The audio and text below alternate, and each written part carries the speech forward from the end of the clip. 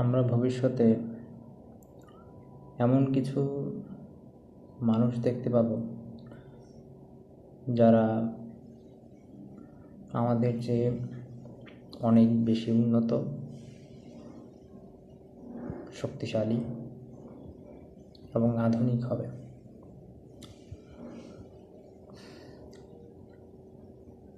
আমাদের যেসব প্রজাতি বর্তমান পৃথিবীতে আছে তা আমরা গত কয়েক হাজার বছর ধরেই প্রত্যক্ষ করছি যে একই প্রজাতি আমাদের বৈশিষ্ট্য, আমাদের বাবা দাদা, তারপর দাদা, গ্রিক সভ্যতা, মায়ান সভ্যতা, সকল সভ্যতা থেকে আমাদের যে গায়ের গঠন,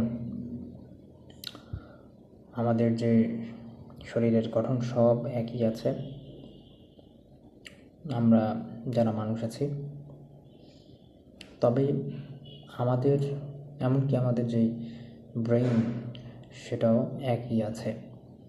হয়তোবা আমি যেহেতু পরীক্ষা করিনি, হয়তোবা আমাদের সভ্যতা যখন আমাদের 25,000 বছর আগে আমরা আধুনিক মানুষের উৎপত্তি 25,000 বছর আগে হয়েছে।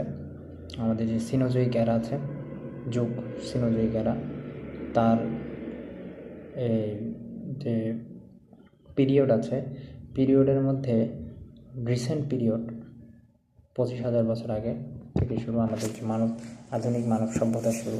তবে যে মানুষের উৎপত্তিটা প্রায় 2 কোটি বছর আগে, 2 কোটি বছর আগে এই প্লিওসিন যুগে 2 কোটি বছর আগে মানুষের উদ্ভব হয়েছে।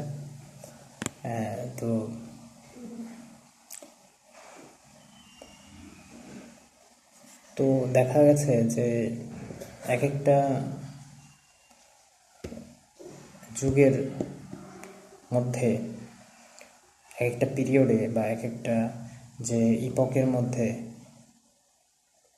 আলাদা আলাদা প্রাণীদের রাজত্ব চলে। যেমন একেবারে প্রথম দিকে অমেরুদণ্ডী প্রাণী ছিল, অমেরুদণ্ডী প্রাণী সৃষ্টির জীবের শুরু থেকে। তারপরে আসছে এই মাছেদের রাজত্ব, তারপরে সরীসৃপের রাজত্ব, তারপরে যে স্তন্যপায়ীর রাজত্ব। তো স্তন্যপায়ীরা বর্তমানে রাজত্ব করছে, বিশেষ করে মানুষ।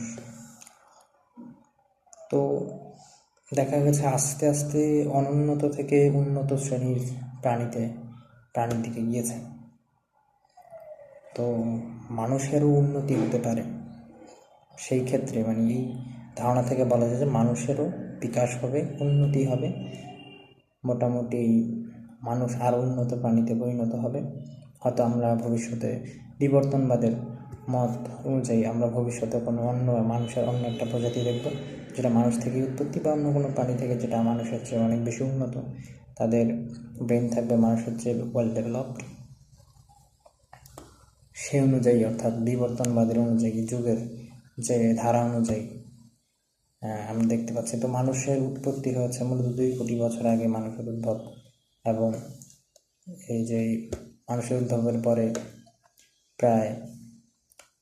এখন প্রায় 2 কোটি বছর পার হয়ে গেছে, কিন্তু আমাদের আধুনিক মানুষের চেয়ে মানুষের গঠন আমার মনে হয় না পরিবর্তন হয়েছে কোনো দিক দিয়ে। ব্রেইনের কথা বললে কোনো দিক দিয়ে ডেভেলপড হয় না। তবে আমরা দেখেছি যে প্রায়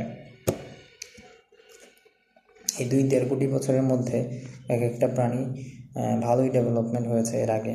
অর্থাৎ আমরা স্তন্যপায়ী থেকে আস্তে আস্তে আমরা আধুনিক এই যে মানুষের ডেভেলপ হয়েছে, মানুষ একটা অনেক বেশি পরিমাণে উন্নত একটা প্রাণী, যার ব্রেন খুবই উন্নত, পৃথিবীর সবচেয়ে বেশি উন্নত ব্রেনের। সো মানুষের চেয়ে উন্নত প্রাণী হয়তো আমরা দেখব কিছুকাল পর। যেহেতু 2 কোটি বছর পার হয়ে গেছে, 25,000 বছর পার হয়েছে আধুনিক মানুষের, 2 কোটি বছর পার হয়েছে সাধারণ মানুষের উৎপত্তির পর, তাহলে নিশ্চয়ই ভালো একটা প্রাণী দেখার কথা ছিল এই 2 কোটি বছরের মধ্যে মানুষের। তবে মানুষের কাছাকাছি বর্তমানে কোনো প্রাণী নেই, যে আমাদের মতো উন্নত পৃথিবীতে আর কোনো প্রাণী নেই বর্তমানে মানুষ ছাড়া। সো ভবিষ্যতে দেখা যাক যদি এটা হয়, আশা করছি হবে। পৃথিবীর যে ধারা, বিবর্তনের যে ধারা, সে অনুযায়ী হতে পারে, তবে না হলে বিবর্তন মিথ্যা প্রমাণিত হবে।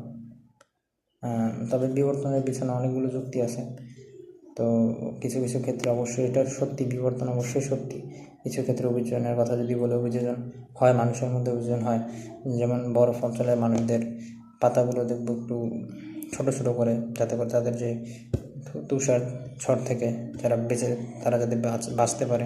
এবং আফ্রিকান যেসব গরম অঞ্চল আছে, তাদের গায়ের রং দেখব কালো, মেলানিনের কারণে তাদের গায়ের রং কালো হয়েছে, রোদের তাপ থেকে যাতে তারা বাঁচতে পারে। এবং তাদের যে তাপে পুড়তে যে কালো হয়েছে, সেটা বংশের ধারা অনুযায়ী তারা সেটা বহন করে আসে। তাহলে ছোটোখাটো অভিযোজন হয়ে থাকে মানুষের বা অন্যান্য প্রাণীর মধ্যে।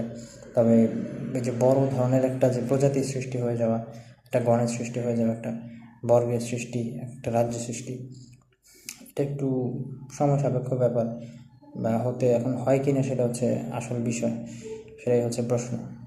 তো এতটুকুই আজকের জন্য।